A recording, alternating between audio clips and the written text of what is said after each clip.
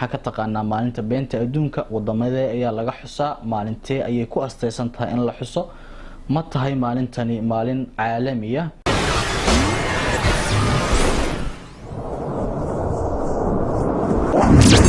السلام عليكم نبض داوده waxaan ahay Mustafa Cabdullaahi Maxamed halka aad iga daawaneysaan waa Dooha Official fadlan daawada hadii ay tahay markii kuugu horeysay booqashada janaalkan waxaan ka codsanaynaa inaad subscribe inagu caawiso sababtoo ah waa bilaash waxaan si gaar ah ugu mahadcelinayaa asxaabtii community-gooda inoo share gareeyay asxaabtii inoo soo biirtay subscribe inoo saartay idinkuna waa mahadsantihiin موضوعنا maanta waxa uu ku saabsan yahay maxaa ka taqaanaa maalinta beenta adduunka wadamada ayaa laga xusaa maalintee ayay ku asteysan tahay in la xuso ma tahay maalintani maalin caalami ah hadaba sanad kasta markii la gaaro maalinta ugu horeysa ee bisha afraad ee Abriil ee sanadka miilaadiga waxa wadamo badan oo reer galbeedka u badan looga dabaaldegaa maalinta beenta adduunka loogu yeero taa oo muran badan ka taagan yahay kuna guul dareysatay inay noqoto maalin caalami ah hase yeeshee waxaa sida muuqata wadamada reer galbeedka ay maalintani ku leedahay taageerayaal badan iyo shacbiyad ku camal fala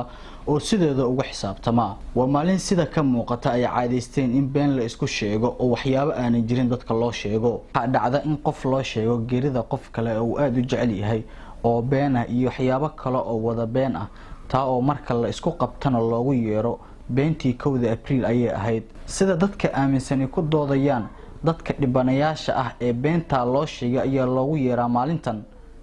doqomadii 1 Abriil ee maalinta beenta adduunka dabadaawade beentu waa xaraan ay diinteenu inaga reebtay in la isku sheegaana ay reeban tahay Abriil iyo xilli kaleba daba sida wax kasta oo aadamigu caadeystay u leeyihiin aas iyo meel ay ka soo jeedaan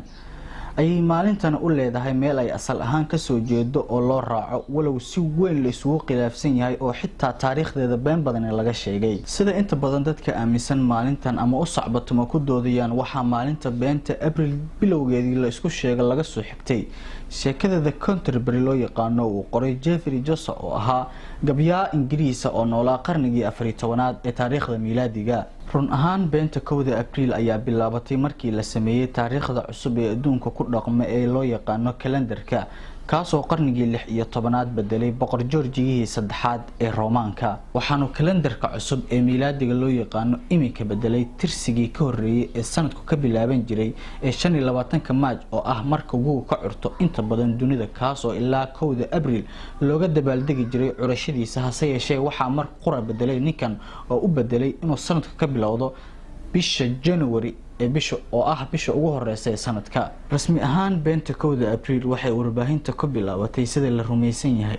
qarnigii 17aad xilligaas oo jirreed ka soo bixi jirtay dalka Ingiriiska qortay sheeko been oo ay kaga been abuuratay Nabi Nuux calayhi salaam jirrada ayaa waqtigaas sheegtay in Nabi Nuux calayhi salaam uu markii uu duufaan ku dhamaaday uu shimbir xamaama diray